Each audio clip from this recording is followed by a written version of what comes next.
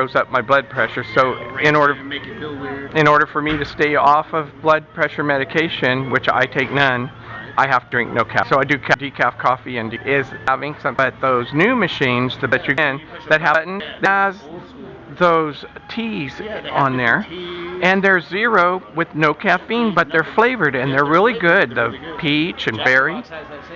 Yeah, yeah, Jack in the Box. Yeah. They have that new machine you're talking about. Yeah, they do, and there's a couple other places that do. There's only a few places that have it, and you can get like apricot, peach, berry, different kind. Peach, light, and something else. Yeah, and that's what I drink. I wish they would have that everywhere. You got certain places like I think tea would be a lot better. I don't like drinking soda as much. Not where I got it. Circle Car, one of those has it. But I was impressed. I was like, oh, you got my. Oh, I have to remember this, and now I forgot. Now I forgot where it was. But I'm always looking for those machines because they have that tea that tastes really good. But anyway, so it's just that they're always been underpaid, and every place I went into was falling apart, and I had to put everything back together again, write the new job descriptions, train everybody separately. What happened here about, I want to say 6 months to a year ago, it just fell off. Like the morale just went away, and we're slowly trying to get back out of it now. So you did drop your... Yeah. Have to exactly. You can lead a horse to water, but you can't make them drink. And you can try to help someone, but if they're not trying to help themselves, you're right. Well, I'm hoping he figures it out. Yeah. Well, I had to figure that out. I was 26 years old when I finally figured it out. You're your own man. I'm not going to blame you for the path you're on, but I'm going to stay in my lane until you figure out your path. You're your own man. You choose the path you walk. That's right. So therefore, I'm not. It's on us. You know, God has grace and mercy. Your problem. God has grace and mercy on us, and we're supposed to forgive others, but we're also supposed to forgive ourselves. Right. You know, and we can forgive ourselves. We're free, but we others hard times. But without that given. We're not free, you know. I think we can try all we can. Like if your brother's lost, or like let's say he's addicted, or you know, and that's usually what it is. There's some type of addiction, you know, some type of addiction. If it's not that, there's several other things we could be addicted to. So you know, I remember going through that healing process and that deliverance process when I was 26 years old, because I knew I was going to die. Took my niece under my wing when she was 36, so I had her for a few years now. How old is she now? She's 12. Oh, so you've had her 4 years. Yeah, since she's been 8. Uh-huh. Because I just came back after my dad passed away. God bless his soul. Yeah. Fresno. Yeah. Oh, here. Oh, okay. But you came from Fresno. Yeah, I'm born and raised in Los Angeles, California, West Covina. Okay, yeah. Technically from the Pacific Coast, that place that burned up on TV. Yes.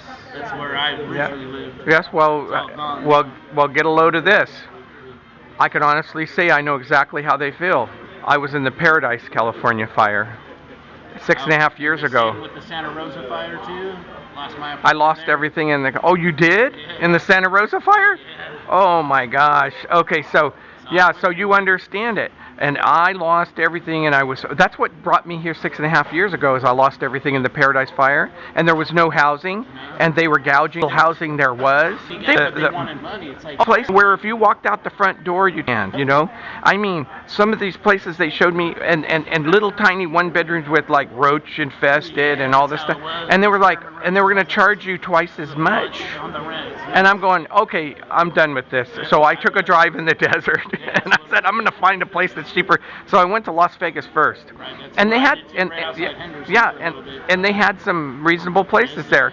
And I said, you know, I think I'm going to get a place. No, and I said, I'm going to drive a little bit further and see what else there is.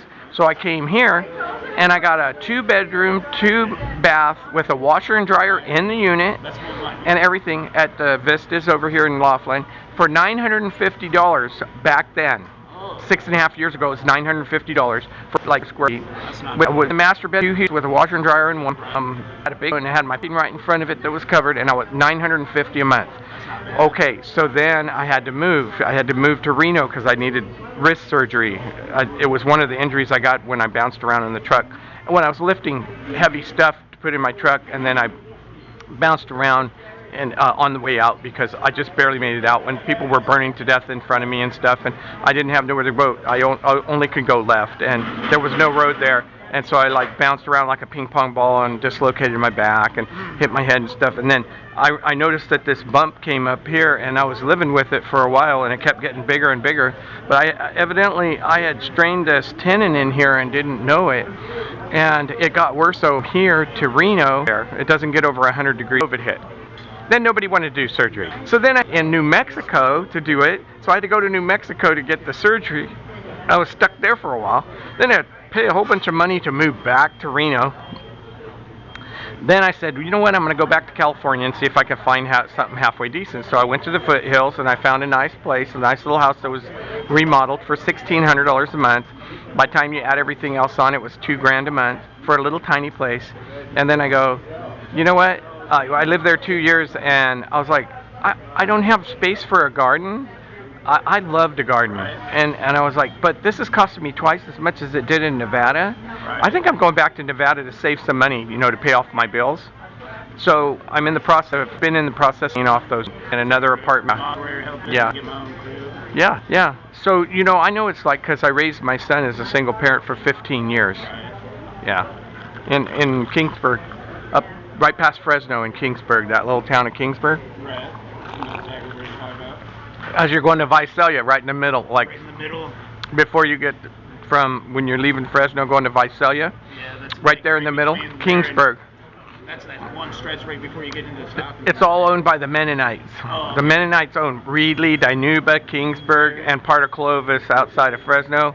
They own all those fruit packing sheds and the fruit and all the fruit trees. They own all that. The trail, the Blossom Trail. Yeah, so Mennonites own. So married into the Mennonite, and that culture is another thing that I had to get through because I'm very non-denominational in my thinking, especially for the different places that I've worked. And I'm used to dealing with all sorts of cultures and all sorts of people, and I'm not used to somebody being so focused on their religion, and everything has to do with their religion. And I have to be open and diplomatic about that in the line of work that I've always worked in, because some of those places I told you that I managed were interdenominational, which means all are welcome. All denominations are welcome. And really basic biblical, Jesus did. He didn't, not exactly sure, but I know it's in there. And not supposed to do one another, and they're not supposed to be talking about each other or stabbing each other in the back, stirring up contingency against one another. Anyway, he gives them like a little spank in there, telling them, you guys, you're not supposed to be in division, divided up against one another. So that should still be today, that we're supposed to share all things in common, and we're not supposed to be like bickering and thinking we're better than one another.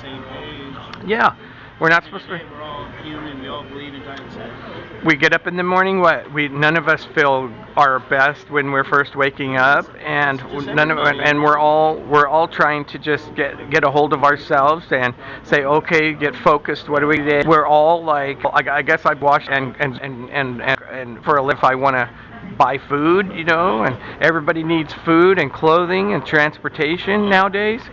So and everybody pretty much has the same needs as far as that goes, the needs, but it's the wants that really destroy man's soul. It's the power, position. I call them the 5 P's. Yeah, power, position, power, positions, pleasures, possessions, and pride. The big one, pride. That made Satan fall from heaven, pride. So, the big one is pride, and so basically, I call that 5 P's, pal. It's going to knock you out, right? So, if your gods are God's and prayed, it's your gods. and worship those gods. Those are those I've learned when I was 26, when I was